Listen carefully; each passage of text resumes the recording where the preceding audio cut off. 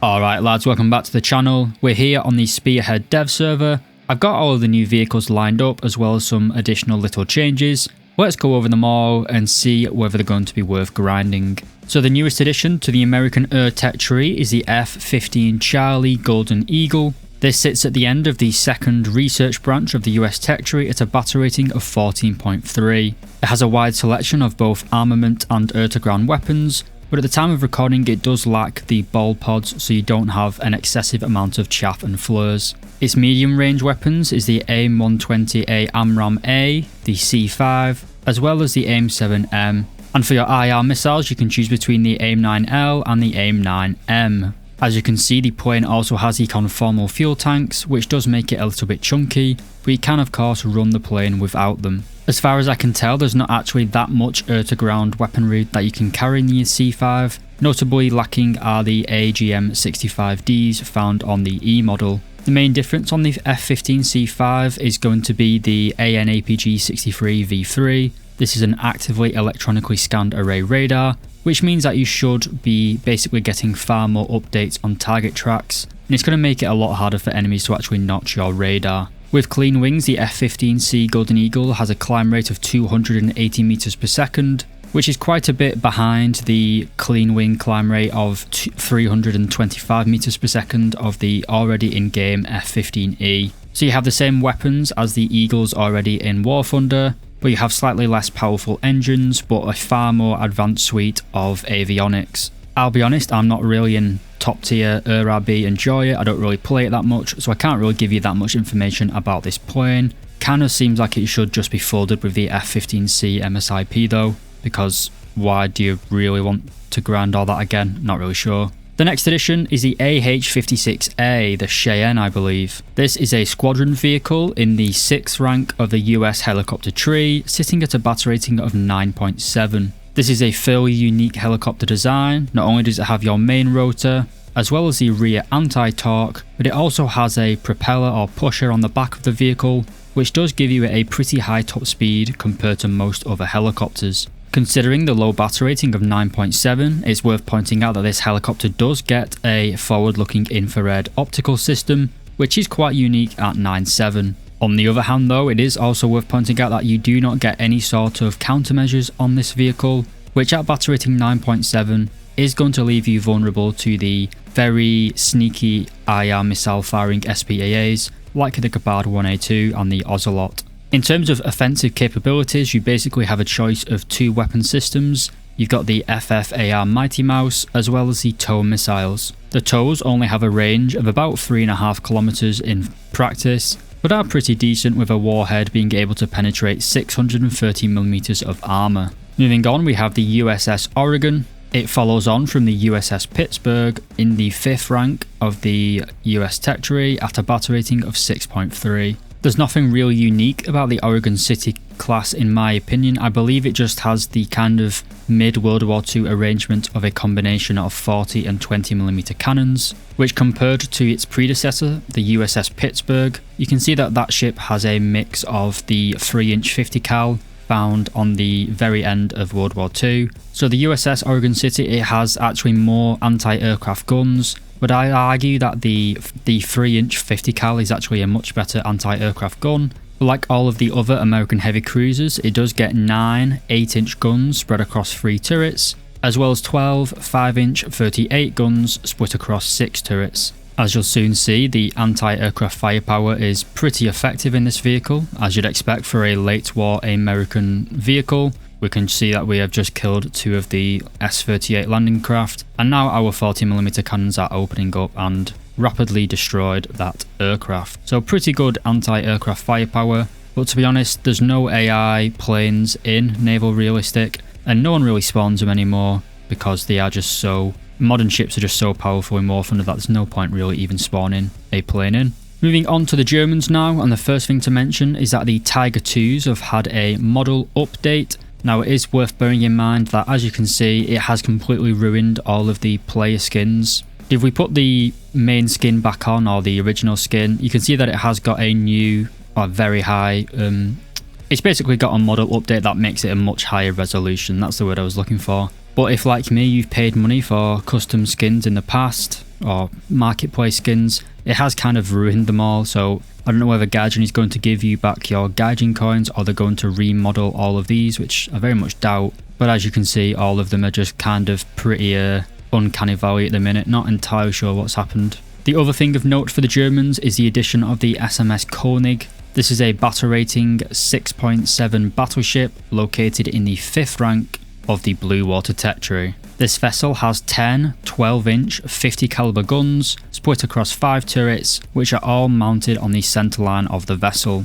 The main armor belt is pretty thick at about 14 inches or 350mm thick, with the turret fronts being a little bit thinner at just under 12 inches thick, I believe. As the Germans were a little bit behind the British, these vessels are still using coal powered rather than the oil fuel fire, so you do get a little bit of extra protection behind that 14-inch thick belt as well. These guns are pretty potent. With an ace crew you can get the reload rate down to 20 seconds, which gives you a rate of fire of 3 rounds per minute, which is pretty good for a battleship at 6.7. The problem at the minute with battleships though is that they are so tightly packed together that a 6.7 World War I ship can fight like late World War II ships like the Gneisenau, even though it was just theoretical. So battleships at the minute is a little bit, it's not very fun to play in my opinion. Moving on to the Soviets, and the first thing to note that as you can see on screen at the minute, I'll put a little list up. Several of the main battle tanks in War Thunder have now got auto trackers for flying aircraft.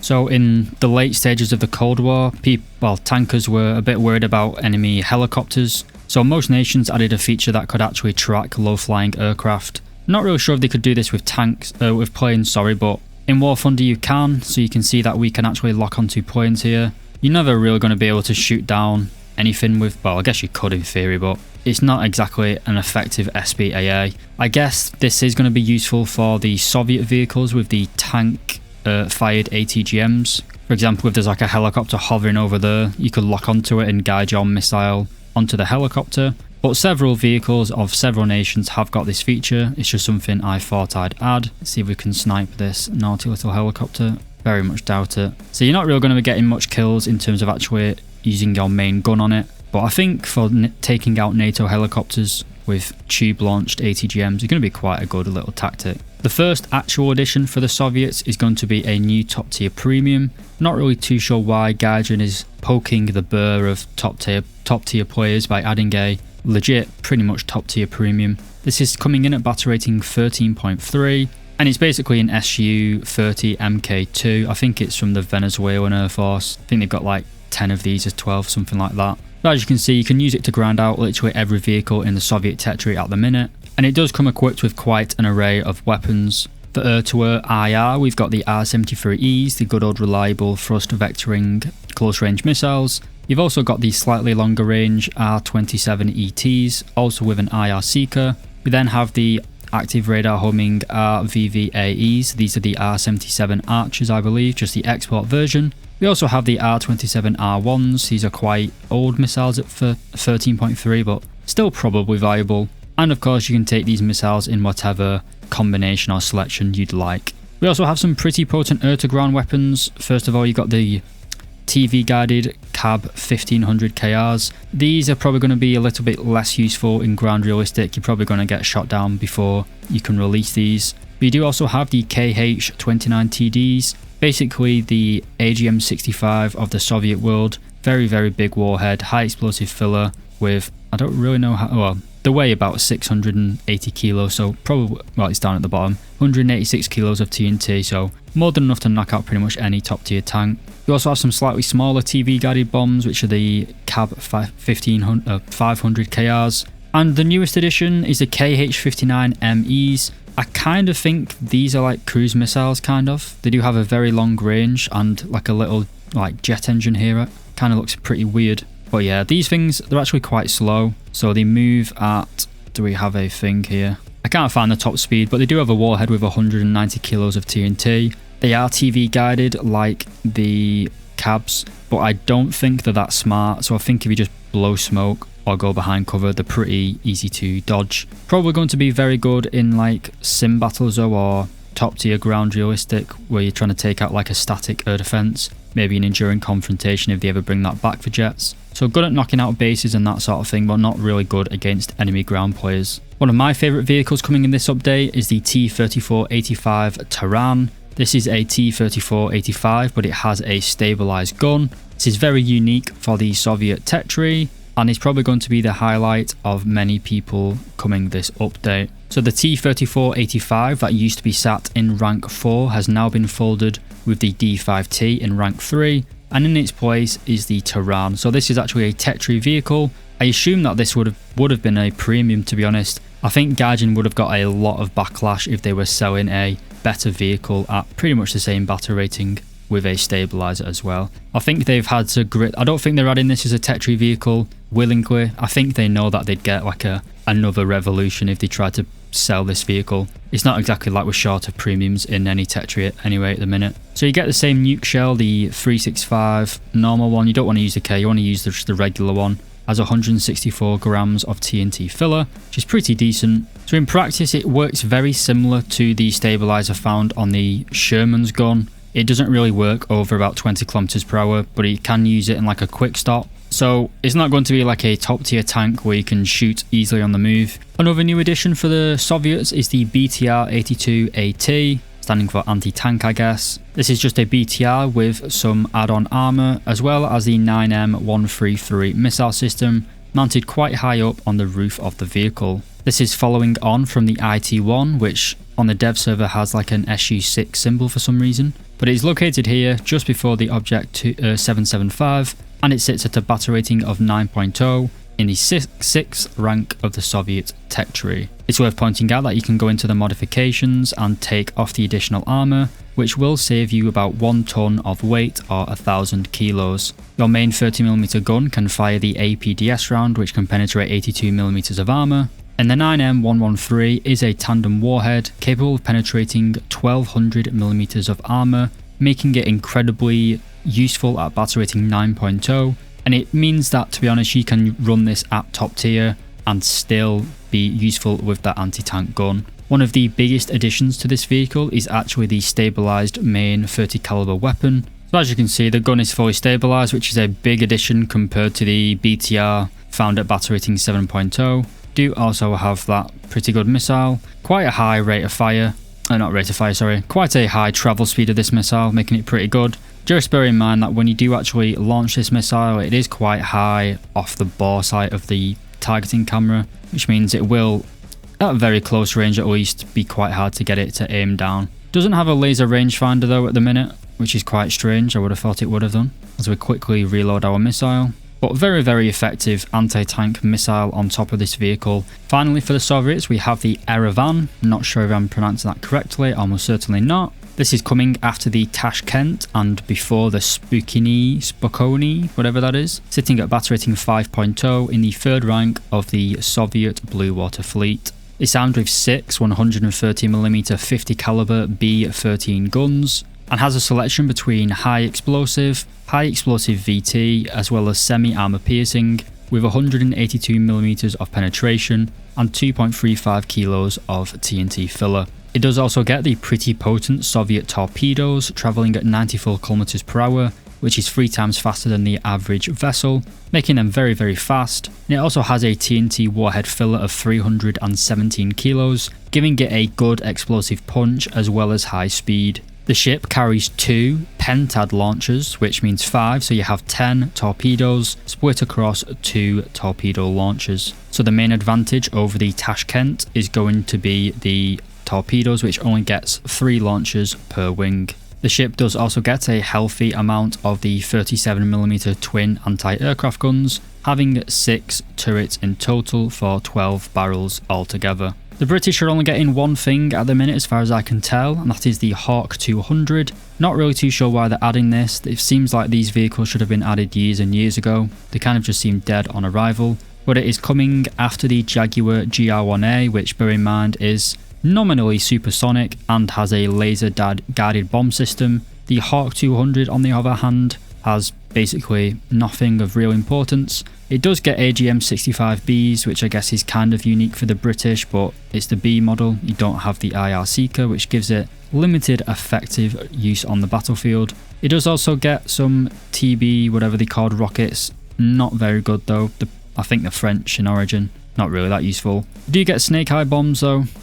These are the snake eyes. But the main reason for the batter rating of 10.7 is the AIM-9L. I'd actually argue that just take the AIM-9Ls away from this and put it at like 8.7, where it'd be a lot better vehicle. Not at all sure why it's 10.7. But as you can see, that I generally no idea. Like, this thing should be like down here. Just get rid of the AIM-9Ls, Gaijin. We don't need all aspect subsonic planes. Why? We then come on to the Japanese, and up first we've got the Big Bertha herself, the Musashi, virtually identical to Yamato with the exception of the masses of 25mm anti-aircraft guns all around it. So the Musashi is a much younger vehicle. It was sank before it got retrofitted or modernised, quote unquote, with the anti-aircraft guns. So it's got 12 6-inch guns secondary here.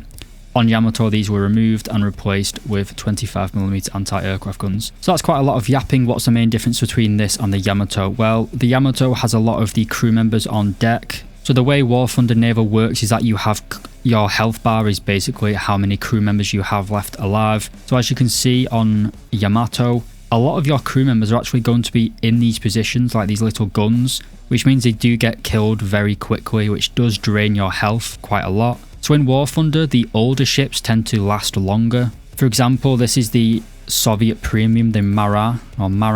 Got a name, well, it's got a nickname in War Thunder called the Magic Marat because they're very, very hard to kill. And it's mainly because there's nothing really above the waterline other than the turrets. There's no like people on the deck, they're all just like down here, out of the way, which makes it very hard to actually drain the ship's crew members. So what I'm trying to say here is that the Musashi, because it wasn't modernized, it doesn't really have that many crew members on the deck, is probably actually going to be more survivable than the Yamato. One thing like Yamato though is that if we look at the waterline here, which I'm moving my cursor down, now most ships you want the ammunition as low to the ground, well you want them lower than the water because ships can't be penetrated underneath the waterline that easily. But if we take a look at the X-ray viewer, you can see that all of the ammunition is actually above the waterline, and it's not really that protected.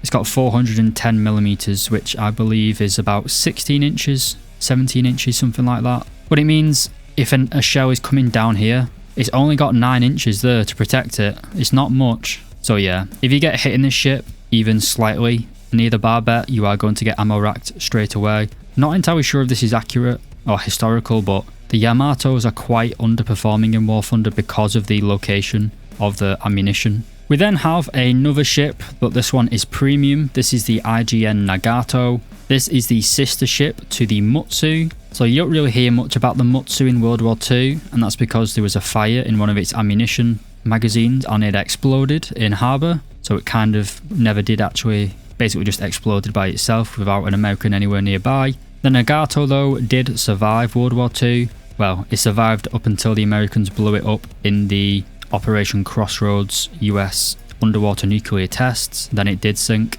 But this has 8 16-inch guns, which are very, very strong. If we take a quick look as well at the reload, you can see that with an ace crew you can reload every 21.5 seconds, giving it just under 3 rounds per minute, which is very, very fast for a 16-inch gun. I'm not entirely sure how Gaijin figure, I'm not really sure how they worked out, because if we take a look at the Mutsu's reload speed, it's actually longer at 24 seconds, even though they use the exact same guns and shell hoists, I believe. So whether the Japanese retrofitted this and made it fire faster, or Gaijin are just making things up, which is almost certainly the case. But yeah, the Nagato, it sits at battle rating 8.3 in the 6th rank of the Japanese tech tree, meaning you can grind out every vessel with it. It has 12 inches of armour on its main belt armour. The turret faces are, I believe, about 17 inches of armour thickness, with the barbettes being about 16 inches in thickness. So a pretty decent all-round ship though, but for the price of like $70 or £70, whatever it is a very, very steep price for a battleship. As normal, I'd basically just wait for a sale for this thing in a couple of years time and maybe pick it up then. Then come on to the Chinese, and up first we have the CM34. This is coming after the PTL-02. It sits at battle rating 9.3 in the 6th rank of the Chinese tech tree. It's basically acting like most of the 8x8 wheeled vehicles we have around this battle rating. It's got a 30mm gun that fires the Mark 258 with about 114mm of penetration. Good vehicle for flanking, but pretty useless against vehicles frontally. It's absolutely massive target. Not really something that I'm interested in, to be honest with you. We then have a Pakistani Oplot. This is a squadron vehicle coming in the 8th rank of the Chinese tech tree at a battle rating of 12.3. It's identical to the Japanese Oplot that we got in the last update. It even has the same round, the BTA-4, with 552mm of penetration. So a nice addition for the Chinese tech tree. It's going to fit well with the ZTZ-99A as well as the WZ-1001. I wouldn't personally take out the VT-4A1 though. It's not really worth it for a bump up in battle rating. A strange new premium is the JH7. This is literally identical to the JH7A that we already have in the tech tree. Gaijin has actually made a change for this update, and that the JH7As can now carry up to 4 of the KH-29Ts. So you now have 4 very potent air-to-ground missiles. But to be honest, you can take this on the tech tree version as well as the new premium. So if you already have the tech tree JH7A, I'm not entirely sure why you'd buy this, to be honest. But it is actually a rank 8 at battle rating 12.3. Again, I don't really play top tier jets anymore, so I'm not entirely sure what this is going to be like in terms of meta changing. It does come with laser guided weapons, as you can see. We've got the GB250 and the 500, as well as the KH-29, as well as the glide bombs, which I don't really think are that useful in top tier ground realistic anymore. You do also have some laser guided 1000 kilo bombs, but you really want to be using the KH-29s for ground realistic at least. In terms of air-to-air weapons, we actually don't have any medium range weaponry like semi-active radar or anything like that. We do have the PL-8s, as well as the PL-5C, which is an all-aspect missile alongside the PL-8, as well as the PL-5B, which is just a rear aspect, but it is a pretty decent missile. I personally just use I use 4 PL-5Cs and then 4 KH-29s, as well as the targeting pod, which is a pretty balanced lineup in my opinion. Finally, for the Chinese, we have the ME.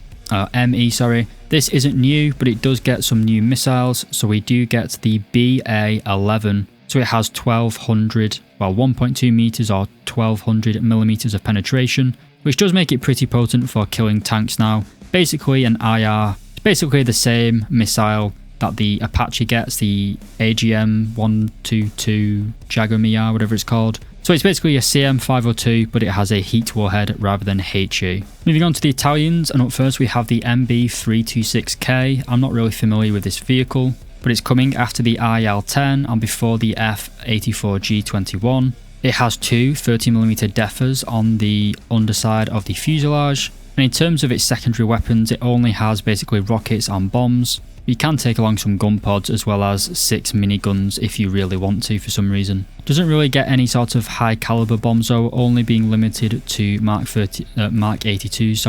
Also worth noting, the pilot doesn't get access to any CCIP for either the bombs, rockets or the guns as well. So a cool new attack jet for the low ground realistic I guess, but not entirely sure why this is needed. We then have a new squadron vehicle for the Italians. This is the C13TUA. This is coming in the 6th rank of the Italian tech tree at a battle rating of 8.3. While it uses a different hull, it essentially has the same launcher as the American Wally vehicle.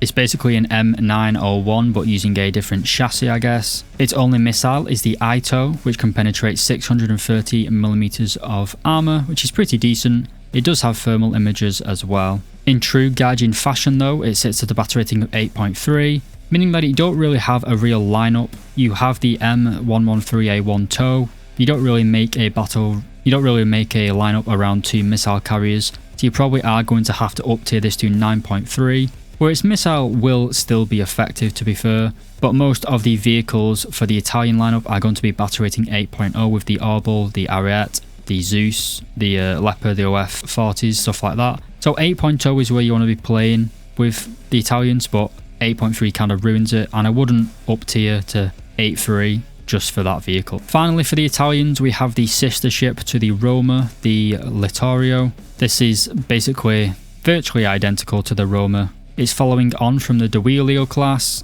basically in the 7th rank of the Blue Water Fleet. It has 9 very powerful 5-inch 15 inch 50 caliber guns. At the time of recording though, obviously it's on the dev server and it actually doesn't have any shells to fire, so there's no modifications whatsoever, so I literally can't test drive this even if I wanted to. It also has 12 6-inch guns though, split across 4 turrets, with a per either side of the super firing main battery, which isn't a particularly effective location for them, I'll be honest, but it does also get 12 anti-aircraft guns in the form of the 90mm Ansaldo model 1939 with 6 guns per side, giving you a pretty effective anti-aircraft battery, especially considering it also has a mix of 37mm and 20mm anti-aircraft guns as well. But again, if you've already grinded out the Roma, there's not really much point to getting the Littorio unless you just want a backup, but even then, just purchase like actual backups rather than grinding out like 320,000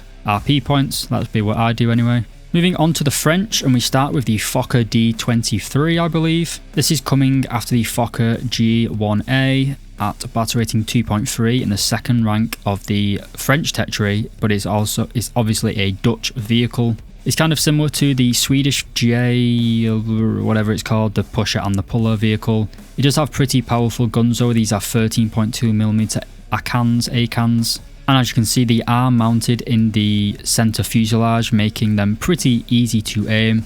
And if you take a look at the ammunition belts, you can see that the 13.2mm does actually have a high explosive frag belt, giving them very, very good damage for a 13mm weapon. The French also get this thing. Now, I really don't get why people think France is elegant. This thing looks like hideous. It looks like what? It just looks so ugly. It's not even attractive. It's just terrible. It's absolutely terrible. It's just repulsive to look at. Looks like it should just roll over. Anyway, it does get a pretty decent gun. This is a 40mm, I can't remember what it's called. Pretty potent penetration though, 160mm with its Sable round. You do also get the GPR ABT, high explosive time fuse, as well as a head belt as well. I'm not entirely sure what all that is. I thought I had purchased this actually, but I apparently didn't. You do also get the Acheron MP tandem charge anti-tank guided missile. This is basically similar to the Spike found in the Israeli tech tree,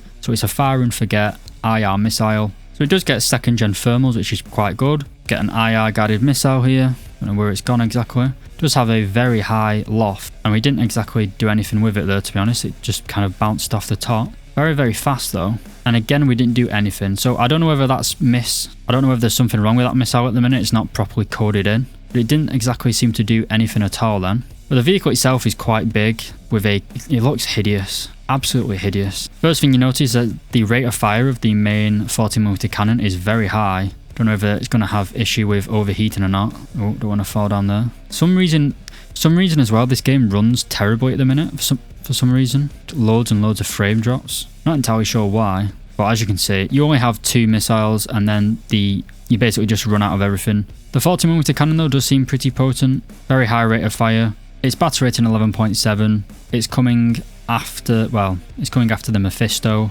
in the far right hand side of the tech tree. It's going to be a battle rating 11.7, which again, say it with me, there's no other battle rating 11.7 French vehicles, so this thing is only ever going to get up tiers no matter what, unless you want to play it literally by itself for some reason. Not really sure why. I think this thing, maybe if they just like made a prototype where it didn't have the missiles and they put it at like 10.7, that would be a pretty nice addition. But it does mean that France does have like a light tank at top tier, even though this thing is massive and quite heavy. So it could be a good little backup vehicle, but it's not exactly going to be subtle, able to get into a little corner and scout people, is it? It's the size of an elephant. We then go on to the French, and we have the Labrestos.